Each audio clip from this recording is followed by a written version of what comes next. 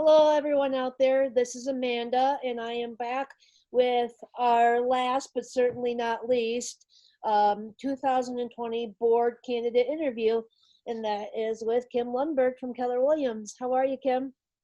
Good, how are you? Doing great, thanks. So, tell us, what got you into the real estate business? Well, actually, I was mid-20s and I was trying to figure out what I wanted to do because what I was doing was not something I thought was going to be life-sustaining forever. It's not really where my passion was. And believe it or not, a friend of mine just happened to pick up a Homes and Lifestyle magazine one day and was flipping through it and looked at me and said, "You'd be good at this." And the rest is history. Well, how about that? So, once you jumped in, you pretty much got hooked? I jumped in full bore. Yeah, I literally went and found out found a broker, did all that, and then I quit my job. I literally quit my job as a single woman with just my income and jumped in full feet. So both feet was in. Wow. So you didn't even bother with part-time. You're just like, we're jumping in, going Right. straight underwater. Yeah. Interesting. Very cool.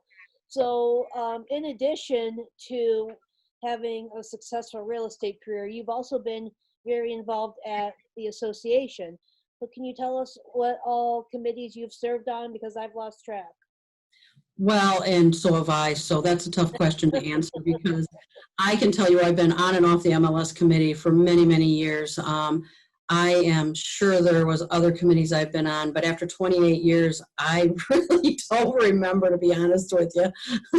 Well, we can't hold that against you by any means. So, what real estate issues are keeping you up at night, so to speak? What do you think are the big things that the industry needs to focus on right now in terms of what's affecting our future? I really think that the agents need to remember that no matter how much technology we have, and I embrace all of the technology, I love the technology. That's what I did before I was a realtor, as I actually taught software programs and installed systems for the Attorney General for the company I worked for. And so I'm all about technology. However, I think people forget that really the reason our clients stay loyal to us is because of the relationships that we build. And the way that we do that is by building relationships with each other as far as agents too, because that's how transactions go smoothly, is because we work together. And I text as much as the next guy, but if you don't pick up the phone and actually have a conversation with the agent you're working with, you'll never build those relationships and our clients will suffer. And if they can figure out that we're just doing it mechanically, then they'll figure out a way not to use us. Yeah, absolutely. So, would you say that you're more um, coworker, so to speak, than competition with the other agents around the area? Even at different brokerages. Absolutely. I've always said we're competitors and partners at the exact same time. That's what makes our business very unique. Yeah, for sure. That's one thing that I learned very early when I joined the board was there really wasn't me versus them Mm-hmm. mentality, and I think that's great about you all. Mm-hmm. So this is going to be kind of a weird question since you're currently on the board, but what would you define as a successful term as a board member? Well, I think as a board member, it's really important that when you go into the meetings, that you put on the hat of representing the masses and not your own personal agenda.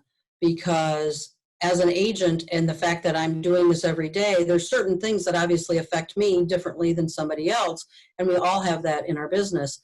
But you cannot be a board member and only think about how it affects you. You have to think about how it affects all the agents. And sometimes you might be making decisions that maybe aren't best for you, but are best for the masses. Very nice. So, what unique perspective would you say you bring to the board? Well, I would say it's because I'm not a yes man, and everybody knows that about me. I'm not afraid to speak up. I'm not afraid to say, I disagree. And I think it's important that we actually use our voices when we're on the board, because that's the point of being there, is to bring all the different perspectives and maybe hash things out in lots of different ways, because that's the only way you come to the best conclusions. Yes, I love that. And I will back her up. She is not a yes man. So it's time for your elevator pitch now, Kim. So really quickly, why should somebody vote for you to have another term on the board? Well, I love being on the board. I've really enjoyed it. It's been growth for me personally, but I do believe that when I go in there, I know that I'm representing everyone, and I do take the responsibility serious.